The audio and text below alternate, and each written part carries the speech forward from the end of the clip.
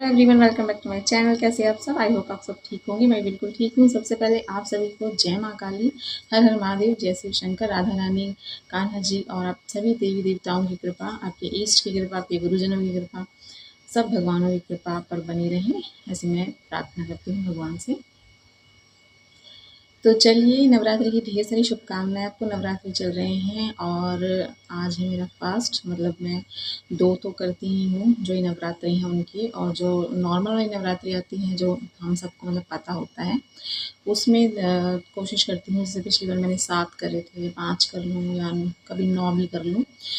ज़रूरी नहीं है कि पूरे करो आप, लेकिन ज़रूरी है कि कुछ करो। एक घड़ी, आधी से भी आध, आधी से पुनियाद। तो थोड़ा-सा करना ज़रूरी है, तो आप 2 व्रत तो ज़रूर करें मेरे ख़्याल से। तो आज है मेरा पहला व्रत। सबसे पहले तो आप सभी को गुप्त नवरात्रि की शुभकामनाएँ। गुप्त तो आजकल सिर्फ़ नाम हो गया है, गुप्त आजकल कुछ भी नहीं रहा। पहले पता है आपको क्या होता था? पहले हमारे जैसे लोगों को तो पता भी नहीं होता था कि गुप्त नवरात्रि होते हैं।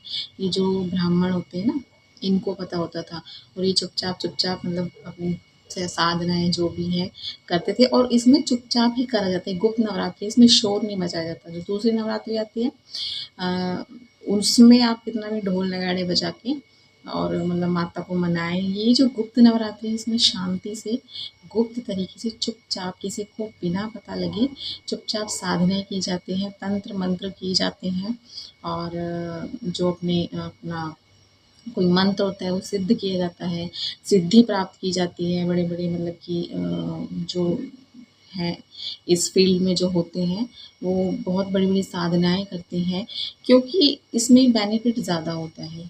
नवरात्रि तो सारी अच्छी होती हैं, लेकिन जो गुप्त नवरात्रि है, वो शांति वाली नवरात्रि होती है। चुपचाप गुप्त तरीके से, मतलब बिना कुछ खुसर-फुसर, बिना कुछ करे आपने चुपचाप कुछ कर लिया और आपको उसका फल मिल गया। और इस नवरात्रि में आप कोई भी साधना, कोई भी सिद्धि, कुछ भी छोटी से छोटी पूजा कुछ भी करते हैं, उसका 10 गुना फल आपको मिलता है, जो नॉर्मल डेज़ होते हैं उनमें। तो माता की असीम कृपा बरसती है इन दिनों में, तो आपको ज़रूर पूजा पाठ करनी चाहिए, बिल्कुल भी छोड़ना नहीं चाहिए। भले ही नॉर्मल दिन में आप पूजा करते हैं, नहीं करते, भगवान को मानते हैं, नहीं मानते, फ़र्क नहीं पड़ता। पूजा पाठ देखिए सभी घर में होती है, दीपक आरती तो सभी घर में होती है, जोत लगती है और धूप बत्ती लगती है। धूप दीप तो होता ही है सबके घर में, सुबह शाम नहीं तो एक टाइम कभी ना कभी तो होता ही है। बहुत ऐसा रेयर होता है कि किसी के घर में दीपक ही नहीं जलता, तो वो तो अच्छी बात नहीं है। दीपक तो जलना ही चाहिए, सुबह शाम दोनों टाइम जलना चाहिए कुछ। और अगर आपके पास ज़्यादा टाइम नहीं है तो कम से कम एक टाइम तो करें, ठीक है? सुबह जल्दबाज़ी होती है तो शाम को करें, सुबह जल्दबाज़ी होती है तो शाम को करें, पर करें, ठीक है? अब इस नवरात्रि में मंत्र बहुत जल्दी सिद्ध होते हैं, शाबर मंत्र बहुत जल्दी सिद्ध होता है। आप वैदिक मंत्र भी कर सकते हैं, पर शाबर मंत्र एकदम मत उठाइए, आप पहले वैदिक मंत्र से शुरू कीजिए। इन दिनों में उन मंत्रों की पावर भी 10 गुना बढ़ जाती है, तो आपको कुछ ना कुछ ज़रूर करना चाहिए। ये मतलब वो डेज़ हैं जिसमें आप मतलब भगवान का एक नाम लेंगे तो वो 100 गुना हो जाएगा। तो मुझे लगता है कि इन दिनों में आपको कुछ ना कुछ तो ज़रूर करना चाहिए। आप व्रत नहीं कर पा रहे हैं, तो सुबह-शाम धूप-दीप कीजिए, आरती कीजिए, और जो भी आपसे होता है भोग लगाइए, फल-फूल चढ़ाइए, जितना भी आपका यथाशक्ति और सामर्थ्य अनुसार जितना भी बन पाता है, आप ज़रूर कीजिए। दिन बहुत अच्छे होते हैं माता रानी के, और मैं आशा करती हूँ, आई होप आप सब लोग कुछ ना कुछ तो कर ही रहे होंगे, ऐसी बात नहीं है। और मैं भी बहुत ज़्यादा कुछ तो नहीं कर पाती हूँ, देखिए 2 बच्चे हैं मेरे और काम भी हो जाता है इधर-उधर। लेकिन मैं कोशिश करती हूँ कि मैं 2 व्रत तो ज़रूर करूँ, सुबह-शाम पूजा पाठ, कोई मंत्र ज़रूर करूँ, ऐसा मैं अपने रूटीन में रखती हूँ।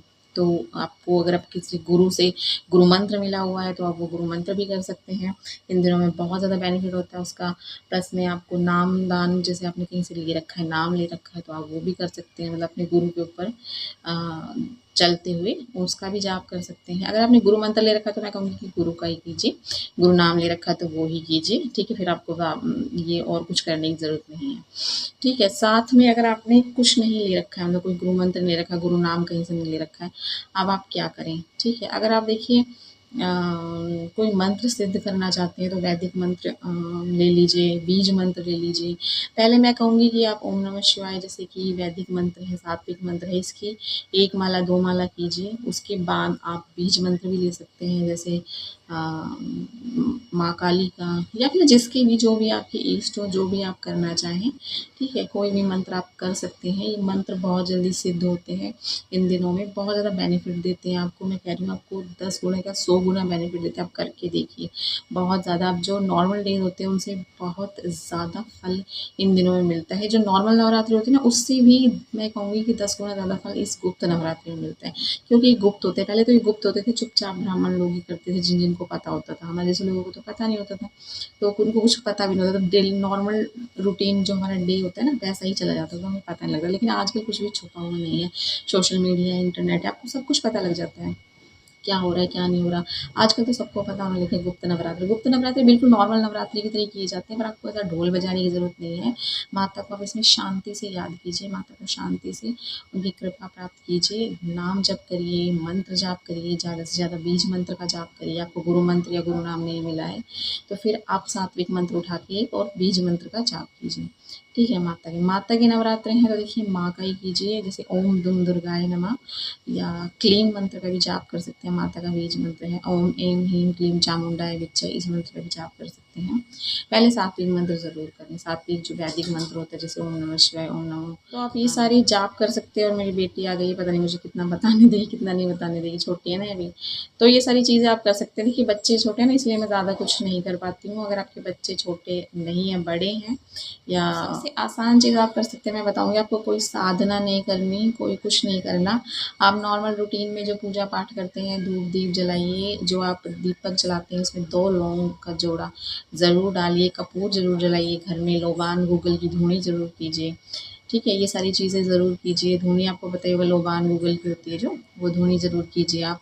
उससे नेगेटिविटी मतलब भागती है, प्लस में पॉज़िटिविटी आती है। तो एक अच्छा, मतलब कि पूरा जो एटमॉस्फेयर बहुत अच्छा बन जाता है। आपको घर में ज़रूर करनी चाहिए, शनिवार मंगलवार भी करनी चाहिए।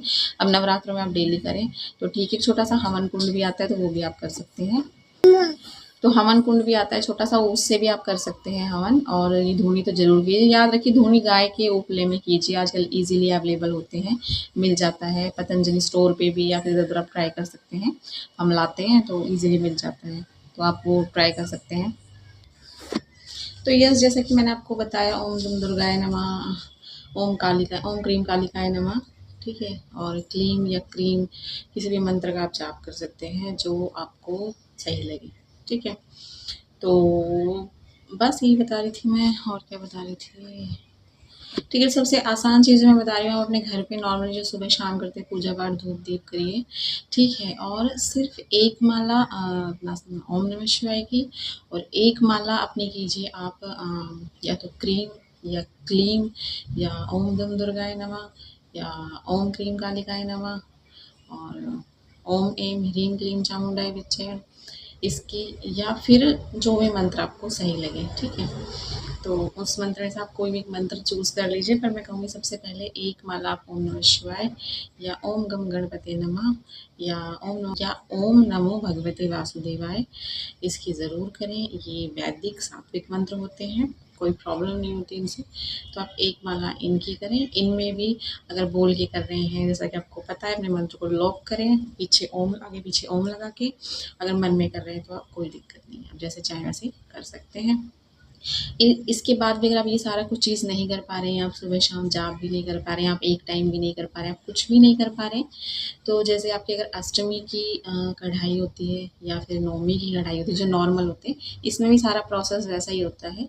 तो आप कुछ भी नहीं कर सके, तो आप अगर अष्टमी की आपके यहाँ कढ़ाई होती है, तो अष्टमी पे आप हवन ज़रूर करें। नवमी पे कढ़ाई होती है, तो नवमी पे हवन ज़रूर करें, ठीक है? अब हवन आपको कैसे करना है, आपको लौंग ले लेनी है, उसे देसी घी में डिप कर देना है, काफ़ी सारा 2-3 पैकेट ले लीजिए लौंग के, और उसके एक-एक जोड़ा उठा के आप लौंग का उसमें जो अंगारी कर लें आप थोड़ी-सी, ठीक है? अंगारी आपको पता है वो किस तरह से होती है, अंगारी कर लें। गाय के उपले की होनी चाहिए, भैंस के उपले की नहीं होनी चाहिए। भैंस का दूध, भैंस का घी, भैंस की दही, मतलब भैंस का कोई भी चीज़ पूजा-पाठ में आपको पता है कि यूज़ नहीं होती है। शुद्ध जो देसी घी है, गाय का है, दूध है, दही है, यहाँ तक कि गौमूत्र भी इसमें यूज़ होता है। तो आप सोचिए कि गाय कितनी पवित्र है, सभी देवताओं देवी-देवताओं का हमारी जो गैया माता है उसमें वास है। तो ये आपको करना चाहिए, ठीक है? गाय का ही उपला होना चाहिए। उसके बाद जैसे आपने अगर पूरा मतलब कि नवरात्रों में 1 या 2 माला जाप मंत्र का आप डेली कर रहे हैं, तो उसी मंत्र की आप 108 बार मतलब 1 माला कीजिए। जैसे आप मान लो कि क्रीम कर रहे हो, तो क्रीम मंत्र का जाप क्रीम बोला और फिर स्वाहा, मन में बोला और स्वाहा, मन में बोला और स्वाहा, 2-2 लौंग के जोड़े आप छोड़ते जाएँगे।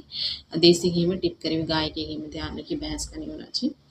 तो इस तरह से 108 बार हो जाएँगे, तो इस तरह से आप हवन कर सकते हैं और माता रानी को भोग लगा सकते हैं। हलवे, चना, पूरी, सब्जी जो भी आपके पास हो, मेवा, मिश्री, पंचमेवा, पेठा, बर्फ़ी, कुछ भी जो भी आप भोग लगाना चाहें, आप भोग लगा सकते हैं।